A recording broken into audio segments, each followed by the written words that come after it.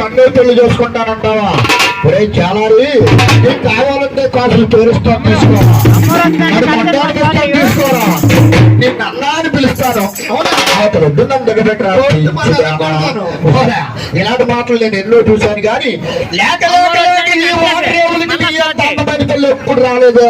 వాళ్ళు పిచ్చిదానా, పెళ్ళంటూ చేసుకుంటే నిన్నే చేసుకుంటానే. మా అమ్మతో చెప్పి మా